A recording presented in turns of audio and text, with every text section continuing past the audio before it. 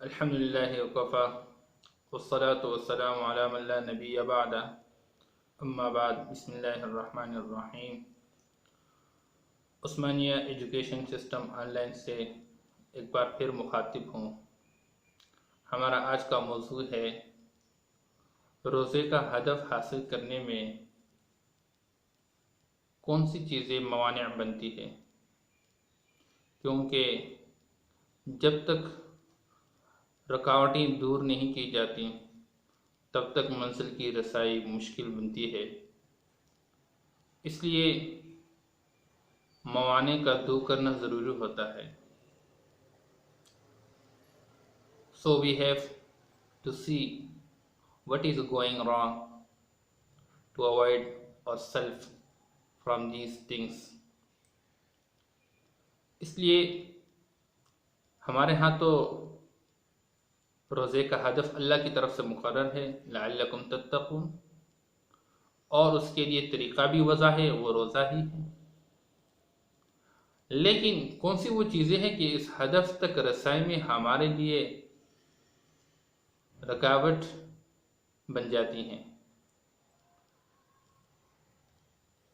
سب سے پہلی بات تو یہ ہے، حضرت امام غزالی رحمہ اللہ نے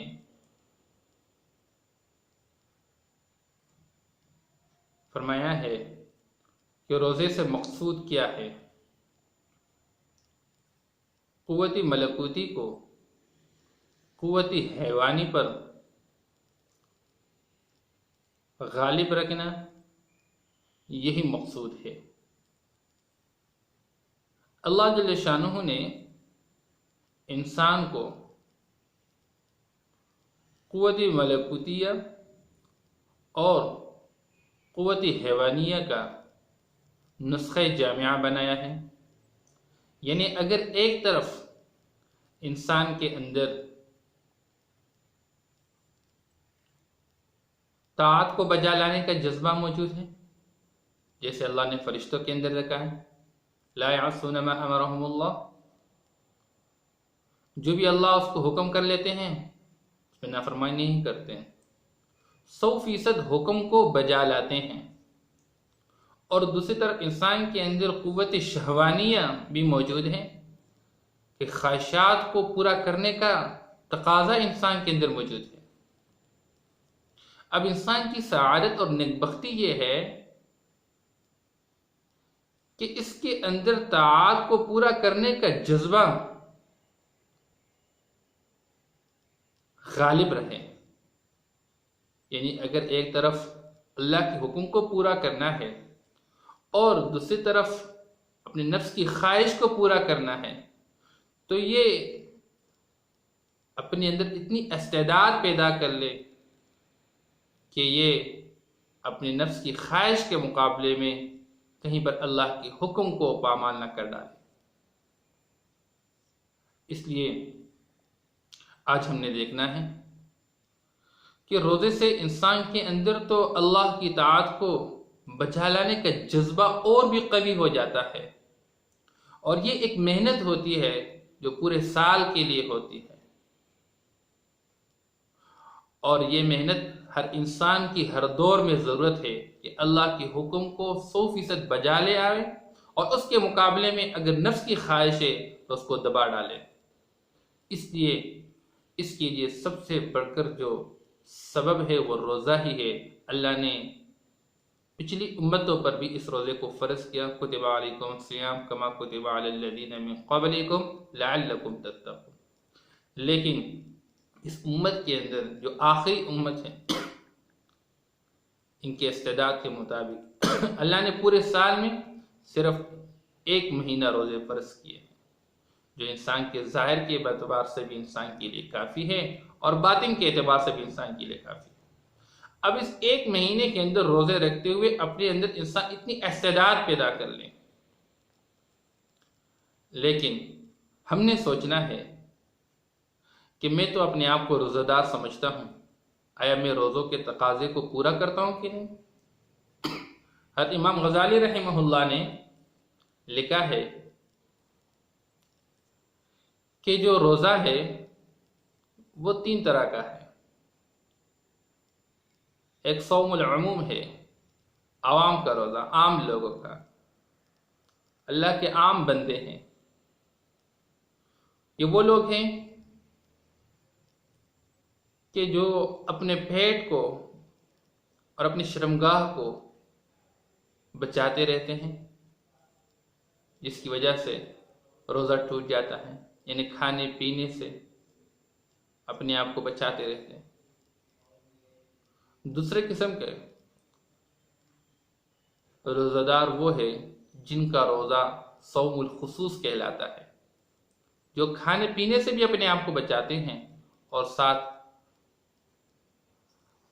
کف السمع والبصر واللسان والجوارح والاعضاء عن الآثام ان کے اندر پایا جاتا ہے، یعنی اپنی آنکھوں، کان اور زبان، اعضاء اور جوارح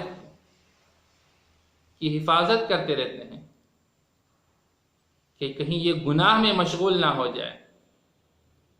اور تیسرے قسم کا جو روزہ ہے وہ ہے صوم خصوص الخصوص، یعنی خاص و خاص کا روزہ۔ یہ وہ روزہ دار ہے جو اپنے آپ کو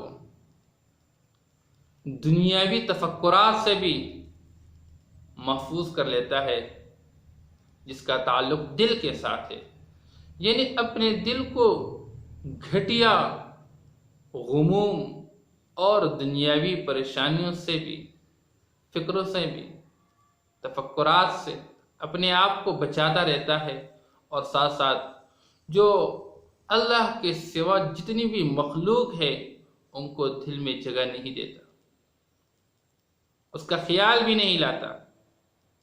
اب میں سوچوں کہ میں کون سا روزہ دار ہوں، کس قسم کا روزہ دار ہوں، میرے اندر کون سی صفت پائی جاتی ہے۔ اس لیے روزے کی وجہ سے انسان کے اندر عبادات میں انہماک پیدا ہو جائے، روزے کی وجہ سے انسان کے اندر قیام اللیل کا جذبہ پیدا ہو، روزے کی وجہ سے انسان کے اندر کثرت تلاوت کا جذبہ پیدا ہو، روزے کی وجہ سے انسان کے اندر مساجد کی زیارت کا شوق پیدا ہو، روزے کی وجہ سے انسان کے اندر علمی مجالس اور محافل میں شرکت کا جذبہ پیدا ہو۔ اگر ہمارے اندر یہ چیزیں پیدا ہو رہی ہے، الحمدللہ ہمارا روزہ روزہ ہے۔ اگر اس میں کمی پائی جاتی ہے، اس کے مقابل ہمارے اندر غفلت اور سستی بڑھتی چلی جا رہی ہے، اور ہمارے اندر نیند کا غلبہ پایا جاتا ہے، اور بیکار قسم کی چیزیں سننے سنانے کو ہمیں ملتی ہے، تو سمجھے کہ ہمارے روزے کے اندر کمی پائی جاتی ہے۔ اس لیے آپ صلی اللہ تعالیٰ علیہ وسلم کی روایت ہے، رب صائم حسہ من صیامہ الجوع، بہت سارے روزہ دار ایسے ہیں کہ ان کو روزے سے صرف بھوک ہی ملتا ہے۔ ایک موقع پر فرمایا کہ بہت سارے روزہ ایسے ہیں لیس لہ من صیامہ الا الجوع والعطش، کہ ان کو روزے سے صرف بھوک اور پیاس ہی ملتا ہے۔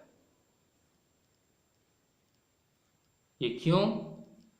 اس کی وجہ یہ ہوتی ہے کہ وہ روزہ رکھتا ہے تو اس کی سحری حرام مال سے، افطار کرتا ہے تو اس کی افطاری حرام مال سے ہے، یا یہ ہے کہ روزہ رکھتے ہوئے روزے کے آداب کو بجا نہیں لاتا، جیسے آپ صلی اللہ علیہ وسلم نے فرمایا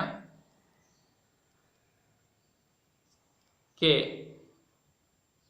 من لم يدع قول الزور والعمل به فليس لله حاجة ان يدع طعامه وشرابه، جو بندہ باطل کلام کو نہ چھوڑے اور باطل فعل کو نہ چھوڑے، تو روزہ رکھتے ہوئے اللہ جل شانہ کو اس کے کھانے پینے چھوڑنے کی کوئی ضرورت نہیں ہے۔ روزہ رکھتے ہوئے جھوٹ بولتا ہے، روزہ رکھتے ہوئے غیبت کرتا ہے۔ عجیب بات یہ ہے کہ روزے میں حلال گوشت کھانے سے اپنے آپ کو بچاتا ہے، لیکن ساتھ غیبت کر کے حرام گوشت کھاتا رہتا ہے۔ روزہ رکھتے ہوئے ایک طرف تو ہاتھ پھیلا کے صدقہ دیتا ہے، پھر دوسرے ہاتھ سے رشوت لیتا رہتا ہے، ایک ہاتھ سے صدقات دیتا رہتا ہے اور دوسرے ہاتھ سے چوری کرتا رہتا ہے۔ روزہ رکھتے ہوئے حلال بیوی سے پرہیز کرتا ہے، لیکن وہی روزہ دار جب گھر سے باہر نکلتا ہے تو آنکھیں حرام عورتوں کی طرف متوجہ ہو جاتی ہیں، نظر کی حفاظت نہیں ہوتی۔ اس لیے پھر روزہ دار پہ روزے کے اثرات مرتب نہیں ہوتے ہیں۔ ہمیں ان چیزوں کو دور کرنا ہوگا۔ اور ایک موقع پر آپ صلی اللہ تعالی علیہ وسلم نے فرمایا، الصوم جنہ، روزہ ڈال ہے، جس طرح ڈال سے انسان اپنی حفاظت کرتا ہے دشمن سے، تو روزے کے ذریعے انسان شیطان سے اپنی حفاظت کرتا ہے۔ فَإِذَا صَوْمُ أَحَدِكُمْ فَلَا يَرْفُثْ وَلَا يَسْخَبْ، آپ صلی اللہ علیہ وسلم نے فرمایا کہ جب تم میں سے کسی کا روزہ ہو تو وہ بےہودہ بات نہ کرے، فحش بات نہ کرے اور لڑائی جھگڑا نہ کرے کسی سے۔ وَإِنْصَابَهُ أَحَدٌ أَوْ قَاتَلَهُ، اگر کوئی روزہ دار کو برا بلا کہہ دے یا اس سے لڑائی جھگڑا کرے، فَلْيَقُلْ إِنِّي امْرُؤٌ صَائِمٌ، تو کہہ دے کہ بھائی میں تو روزہ دار ہوں، مجھے یہ چیزیں اچھی نہیں لگتی۔ اگر کسی کو سمجھا رہا ہے اور وہ سمجھ نہیں پا رہا تو اپنے دل کو سمجھا دے، اپنی ذات کو سمجھا دے، میں روزہ دار ہوں، میرے ساتھ یہ چیزیں مناسب نہیں ہیں، مجھے کسی کے ساتھ لڑائی جھگڑا نہیں کرنا چاہیے۔ اس لیے ہمیں کوشش یہ کرنی ہے کہ ہم روزے کا ہدف حاصل کرنے میں ہمیں جو جو چیزیں بتائیں گے کہ اس سے اپنے آپ کو بچانا ہے، ہم اس سے اپنے آپ کو بچا کے رکھیں، تاکہ ہم اپنی منزل تک اپنے سفر کو پورا کر کے اپنے مقصود کو حاصل کر سکیں۔ اللہ عمل کرنے کی توفیق نصیب فرما لے۔ وآخر دعوانا ان الحمد للہ رب العالمین۔